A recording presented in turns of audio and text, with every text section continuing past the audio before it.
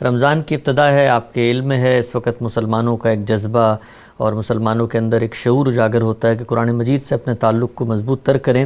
سوال میرا آپ سے یہ ہے کہ ہم نے دیکھا ہے بالعموم جو روایتی مذہبی علماء ہیں وہ لوگوں کو تلاوت کے اوپر بہت اصرار کرتے ہیں، زور دیتے ہیں، ماضی کے قصے بھی سناتے ہیں، بزرگ اکابر اور ہمارے جو صوفیات تھے یا باقی لوگ اتنے قرآن کے ختم کر لیتے تھے۔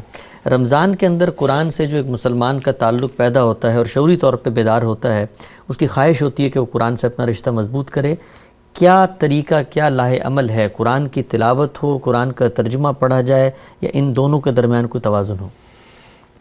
قرآن مجید کے بارے میں کئی مرتبہ یہ عرض کر چکا ہوں کہ اس کے ساتھ ہمارے تعلق کی دو جہتیں ہیں۔ ایک یہ کہ قرآن مجید کو علمی طریقے سے سمجھنا ہے، اس میں تدبر کرنا ہے، اس کے اندر اترنا ہے۔ اس میں ظاہر ہے کہیں کوئی صرف کا مسئلہ، کہیں نحو کا مسئلہ، کہیں تالیف جملہ کا مسئلہ، کہیں کوئی خالص ایکڈیمک نوعیت کی بحث، اس طرح کی دسیوں چیزیں ہیں جو سامنے آ جاتی ہیں۔ یہ علماء کا کام ہے اور عام دنوں میں کرنا چاہیے، علماء کو بھی عامی دنوں میں کرنا چاہیے۔ رمضان میں خاص طور پر قرآن مجید کو اس کی دوسری جہت کے حوالے سے زیر مطالعہ آنا چاہیے، اور وہ تذکیر کی جہت ہے۔ یعنی یہ رمضان اللہ کو یاد کرانے کا مہینہ ہے، اللہ سے اپنے تعلق کو محکم کرنے کا مہینہ ہے، یہ اس یاد دہانی کے ذریعے سے اپنے نفس کو بیدار کرنے کا مہینہ ہے جو قرآن کی صورت میں ہمارے پاس موجود ہے۔ تو قرآن مجید اپنی اس دوسری جہت میں، اور جو اگر غور کر کے دیکھیں تو عام لوگوں کے لحاظ سے اس کی اولین جہت ہے، اس جہت سے انتہائی آسان کتاب ہے۔ اس کو جب آپ پڑھیں گے تو اس میں کوئی مشکل پیش نہیں آئے گی۔ یعنی آخرت کی بنیادی ہے، توحید کا بیان ہے، اللہ تعالیٰ کے ساتھ سچا تعلق ہے، اس کی صفات کا استحضار ہے، اس کے سنن کس طریقے سے روبہ عمل ہوتے ہیں، وہ جگہ جگہ ان کی یاد دہانی نہایت سادہ الفاظ میں کراتا چلا جاتا ہے۔ علمی مباحث کے طور پر قرآن مجید کو پڑھنے کے بہت مواقع ہوتے ہیں، جن لوگوں کو اس کا ذوق ہے ضرور پڑھیں۔ قرآن تذکیر کے لیے پڑھا جانا چاہیے۔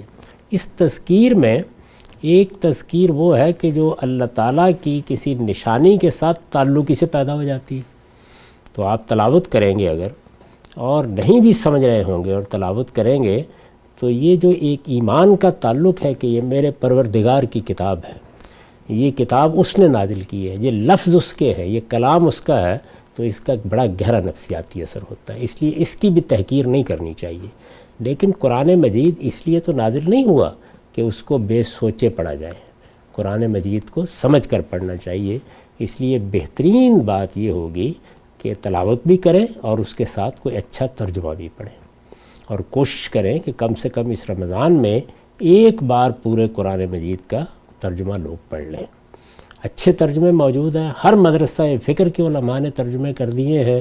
اس وقت ایک اندازہ یہ ہے کہ دنیا کی 700 کے قریب زبانوں میں ترجمے ہو چکے ہیں، تو کوئی مشکل نہیں ہے اس میں۔ کوشش کرنی چاہیے کہ قرآن مجید کی تلاوت، اور تلاوت میں اگر یہ طریقہ بھی اختیار کر لیا جائے کہ بہت اچھے قاریوں نے جو تلاوت کی ہے وہ آج آپ سن سکتے ہیں، کہ تلاوت سنیں اور اس کے بعد ترجمہ خود پڑھ لیں۔ ترجمے بھی بہت سے ایسے ہیں کہ جو آپ سننے کے لیے فراہم کر دیے گئے ہیں۔